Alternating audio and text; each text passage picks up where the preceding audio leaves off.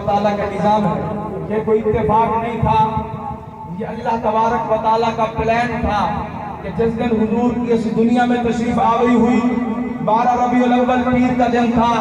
جس دن حضور علیہ السلام پر پہلی وحی اتری 12 وہ تو رمضان المبارک اور سوموار کا دن تھا، جس دن آقا علیہ السلام مکہ سے مدینہ ہجرت کر کے آئے تو یہ اللہ کا پیغام تھا، رب کا منصوبہ تھا، اس کی قدرت کا اظہار تھا تو اس دن بھی 12 ربیع الاول اور پیر کا دن تھا۔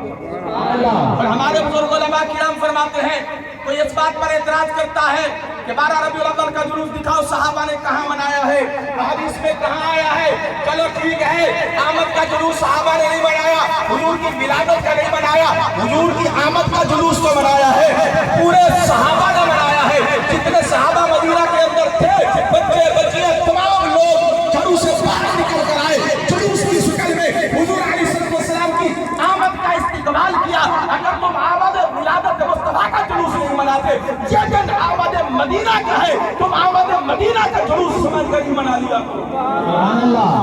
آمد مدینہ کا وہ بھی یہی دن ہے، یہی تاریخ، یہی دن ہے کہ جس دن حضور مدینہ میں آئے تو مدینہ والوں نے تو حضور کا استقبال کیا ہے، مدینہ والوں نے تو جلوس نکالا ہے، چلو آؤ تم مدینہ والوں کی سنت ہی ادا کر لو،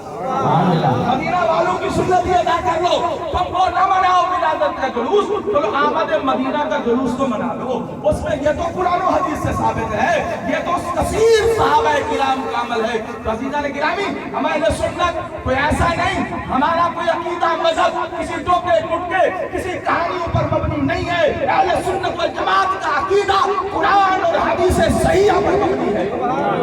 ہم جو بھی کام کرتے ہیں قرآن و حدیث کی روشنی میں کرتے ہیں، کوئی بھی کام سنت اہل سنت کا قرآن و حدیث کی روشنی کے باہر نہیں ہے۔ الحمدللہ ثم الحمدللہ آج کا یہ جلوس بھی قرآن و سنت کی روشنی میں ہے، قرآن و سنت کے عمل کے اوپر ہے۔ ہم آقا علیہ السلام کی آمد و ولادت اور حضور کا مدینہ میں آنا، حضور کی آمد مدینہ کا بھی جشن منا رہے ہیں۔ اللہ تبارک و تعالی ہم سب کو اسی طرح آقا علیہ السلام کی آمد و ولادت کی خوشیاں منانے کی توفیق عطا فرمائے۔